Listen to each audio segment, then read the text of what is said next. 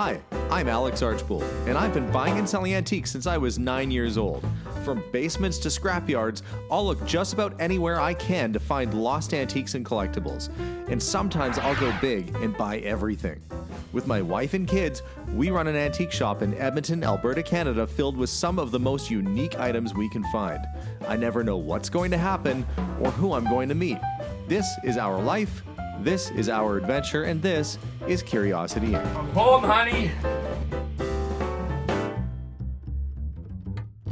Hey guys, and welcome to today's episode. I just went on a very interesting adventure at someone's house, and if you ask yourself, Alex, it looks like you're driving with a fish next to your head, you're right. Honey, I'm bringing a marlin prize fish home. Well, it's mostly marlin. I think it's also wood and composite, what else, but well, you never know what you're gonna bring home. I just have to get Fishy Freddy here back to the house and we'll do an unpacking video. After an hour and a half of digging around in a gentleman's garage and his basement, I found some pretty interesting things. We're gonna unload them in the garage, and I'll show you that it was more than just a big fish story. Uh-oh, the wife has spotted what I'm up to. There is a massive fish inside your car right now. A real one? Mostly. It was. I promise it doesn't smell stinky. Wow. Can you smell it? I will. No, it doesn't. I promise it didn't stink up your car. But look at this. I can tell people I caught this thing, you know, because there's lots of marlins landlocked here in Alberta. But I thought this would be a cool decoration for the store. Don't really know what I'm going to do with it. He's got the fin separate there. It clips into the back. And this is the hanging bracket. But it's neat, isn't it? Yeah? No? Yeah, it's pretty cool. It is cool. Yeah, well, this is one of those things, he thought I was crazy. You know when the guy selling it thinks you're crazy for buying it? That's probably not a good sign.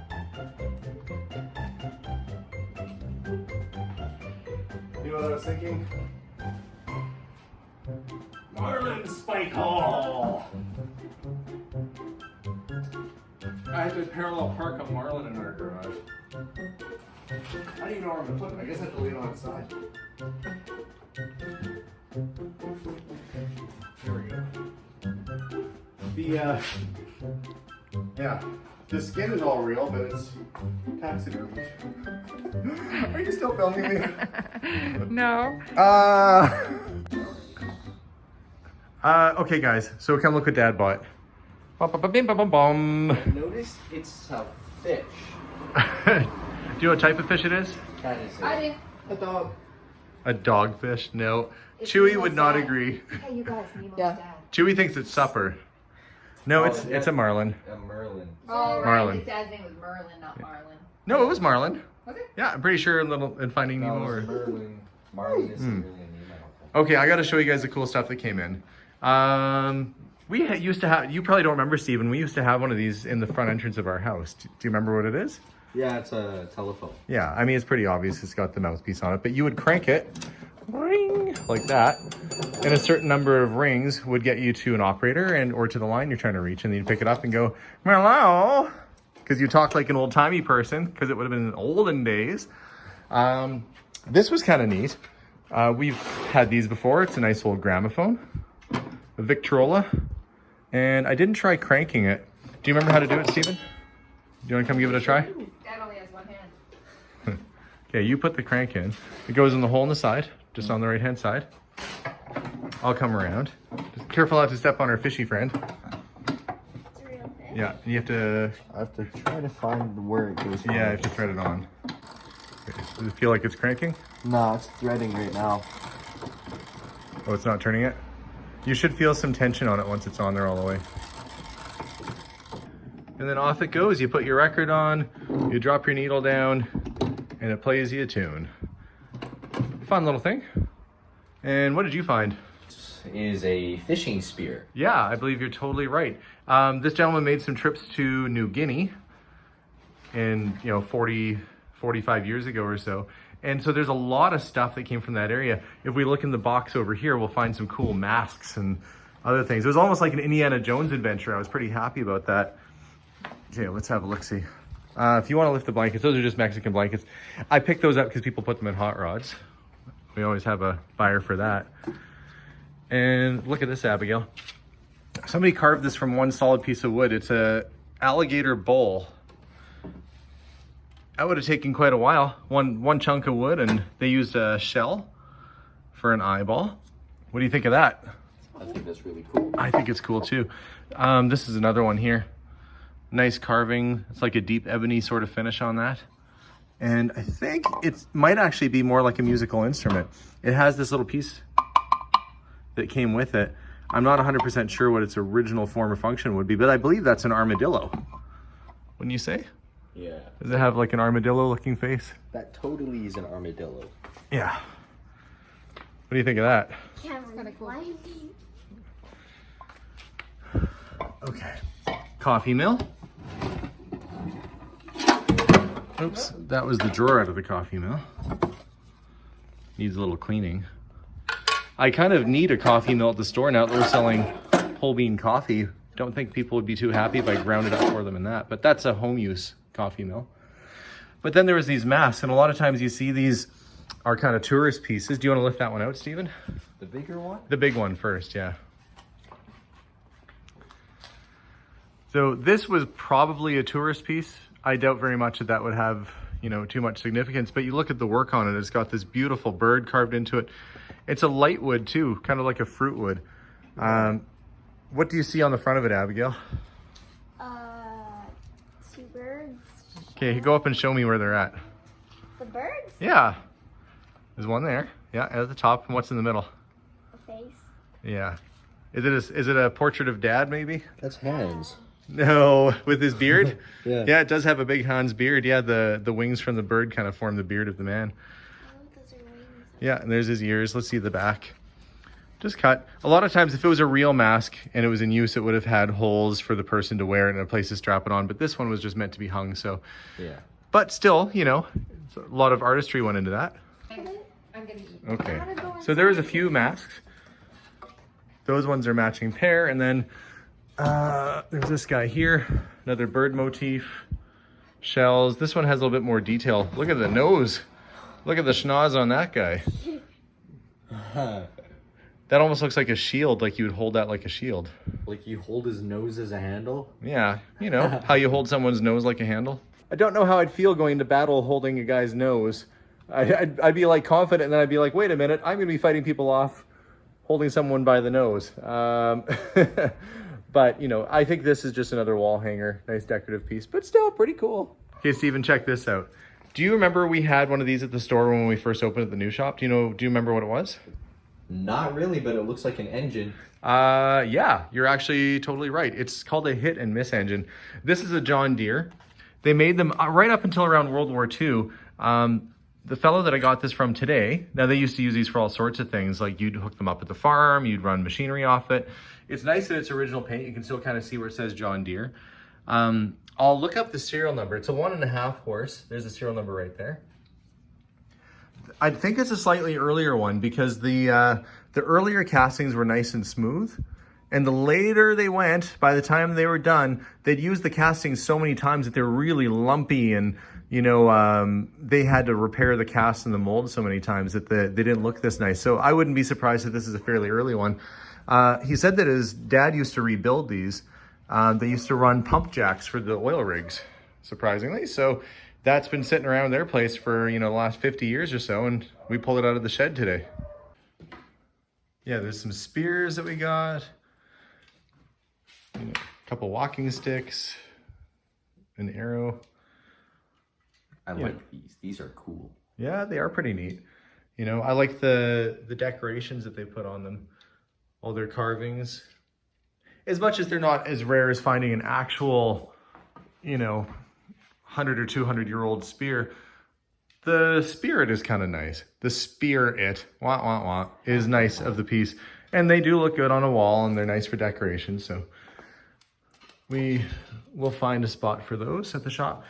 And of course, it wouldn't be one of our episodes without a mystery bin. Nice old Philips transistor. That's an early transistor radio. Like my transistor radios. Oh, you got to see this, Steven. Sure. This is, it's got a little bit of damage on it, but it's kind of cool. These little cups go here. Oh, yeah. And they hang off of the side. And it would have had another cup probably on the back end, but it's not there. But do you know what it's for? I'm guessing it's for tea. No, it's not for tea. What is it for then? Well, it is for pouring, but look. That's funny because a camel holds water in its back, and here you'd be pouring water from the camel's mouth.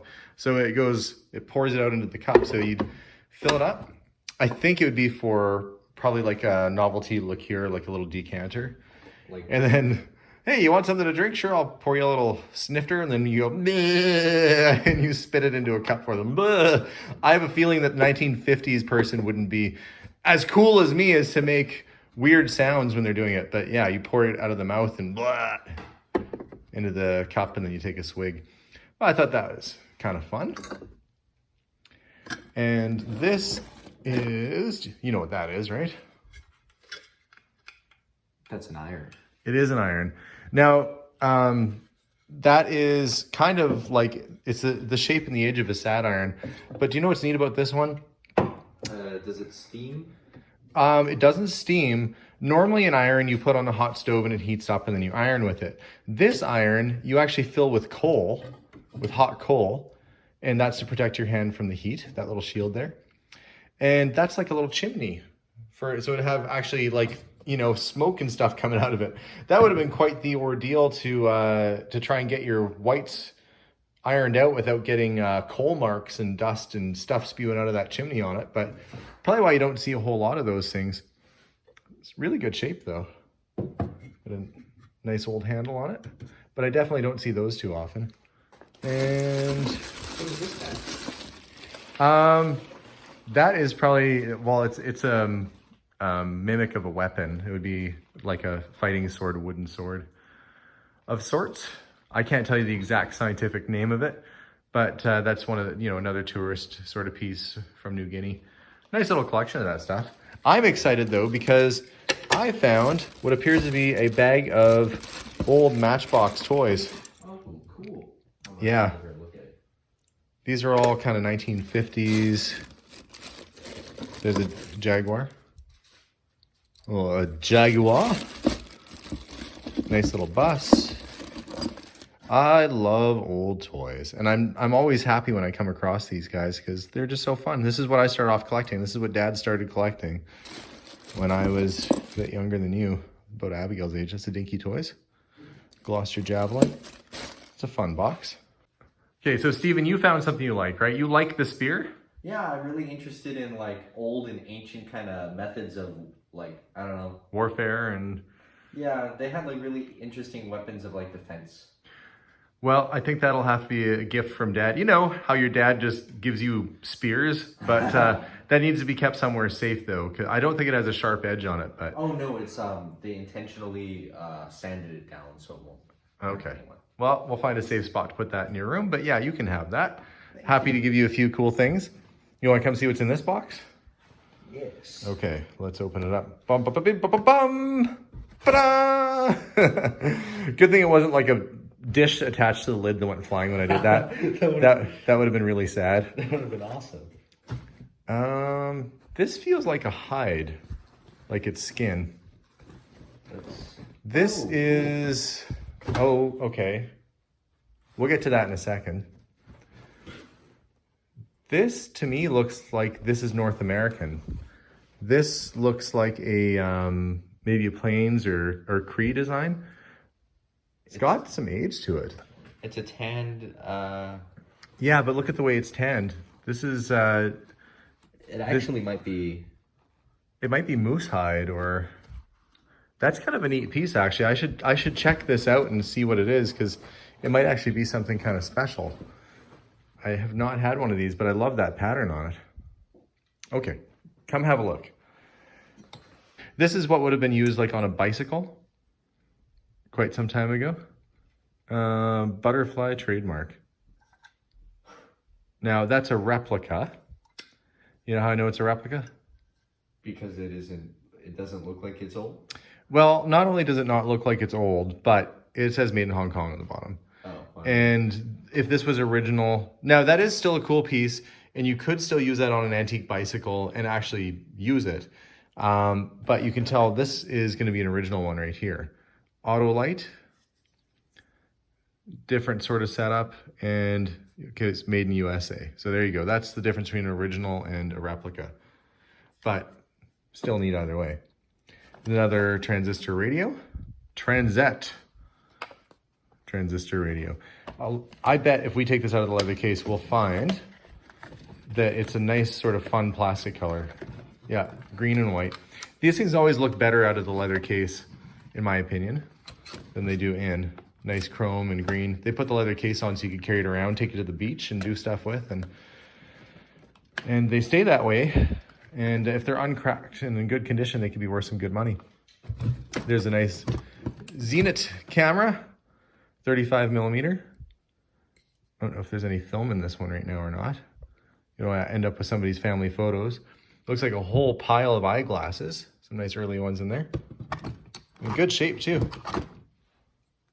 Wonder how strong the guy's prescription was. These are kind of coming back into fashion actually.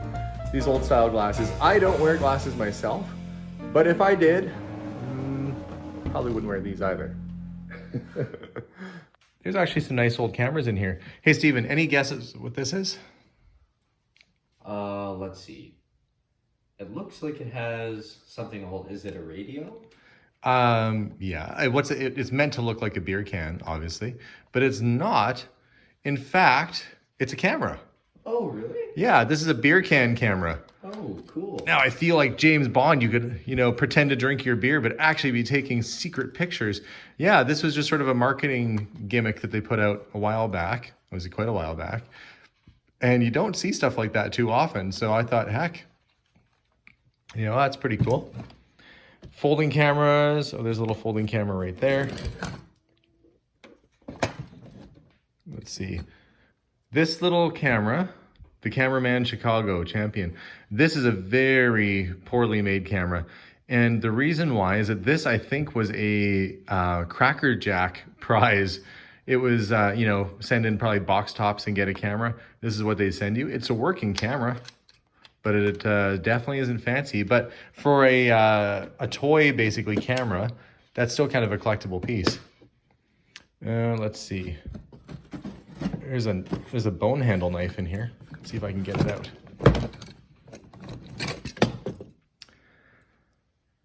That looks like it might be a piece of antler, actually, that's been carved down. And that is an old bayonet that somebody has filed down into a knife blade, like probably an old Ross Canadian bayonet turned into a really crazy looking hunting knife. Kind of neat. Some pictures. There's all kinds of fun stuff in this box. Are these Rolleiflexes? Yashica. These basically look just like a Rolly, but they're not. What's in here?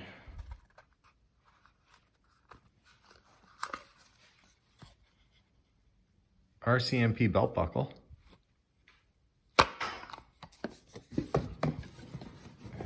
What's this one? Oh, lighter. Veriflame Standard by Ronson butane lighter. Still original package. It looks like it's never been used. Like a brand new looking lighter. I've got a couple nice straight razors here. And they are Robison. But again, the blade is not all cracked on it. So that could be put right back to use. That would be an easy sale right there. Lots of people come in looking for straight razors. Non più tra I farfalloni amoroso, notte giorno di torno girano, delle belle turbando al riposo, Narcisetto Antoncino d'amor. Delle belle turbando al riposo, Narcisetto Antoncino d'amor.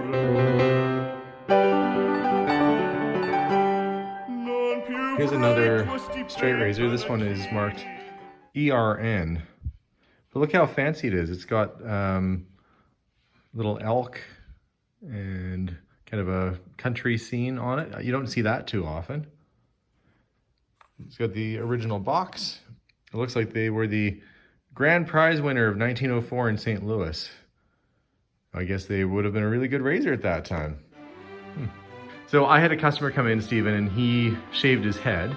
Oh, yeah. And he shaved his head with the straight razor. And I said, so how does that work for you? He said, well, pretty good now. And I said, well, what do you mean? He said, when I first started, the first few shaves kind of smooth all the bumps out. So if you have imperfections in your skin, it actually scrapes all the little bumps off your skin. And he said, well, now that it's healed up, it's all right. But I imagine for a while there, the poor guy probably had a bit of a mess on top of his old noggin there from cutting himself. But to each their own. And another transistor radio. This one's neat. You don't usually see a transistor radio with a clock built into it either. That's kind of a little bit more on the unusual side. And again, you can see it's that fun turquoise color, a lot more vibrant when it's outside of the case. See? Kind of a nice color, reminds me of the Buick. I know what this is because they did tell me when they reloaded these into the car. One of their ancestors had been in World War II. And this is some of their uniforms. Now, there's this helmet, Canadian sort of doughboy style helmet. And you get to the end of the line where family isn't interested. I mean, if we didn't get to that spot where, you know, people didn't want to sell, we wouldn't have stuff at our store. But there's a couple nice ones in here. There's your woolen pants. And again, as we know, the pants often go missing because the guys get back from the war and they'd keep wearing the pants and wear them out. There's the jacket. Let's see. Oh, that's not a jacket, that's more pants. Boy, they're awfully heavy. These are long. These are longer than your average. This must have been a tall fellow. This looks more like a dress uniform.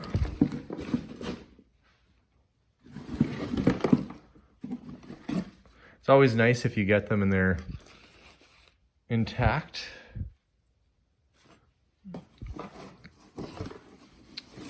I think this is the jacket there, yes. There we go. Oh, well, you know, he was a veteran. It still has the poppy on it.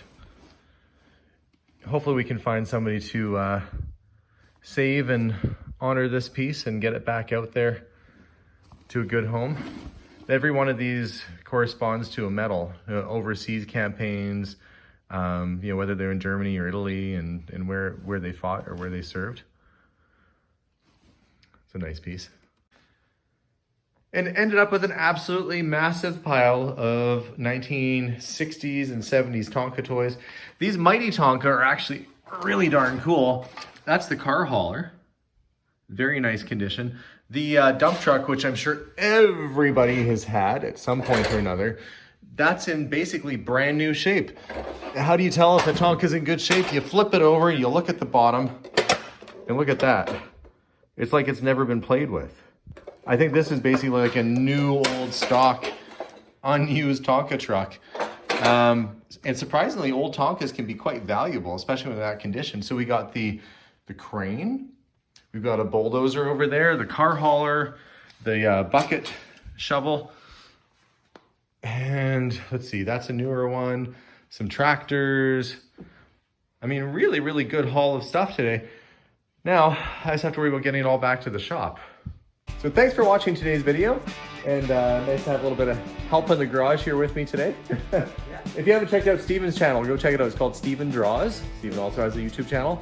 But you'll also have to come back to our store once we get this all laid out. I had to bring it home to the garage here to sort because I'm not going into the shop until tomorrow, and we have 1,000 cameras to offload, and that's going to be eating up most of my day. But I think this will be some other cool stuff once we eventually get it over there, don't you think? Yeah. So thanks for watching, guys. Have a wonderful day. Tune in for more episodes, and we'll see you all soon. Bye for now.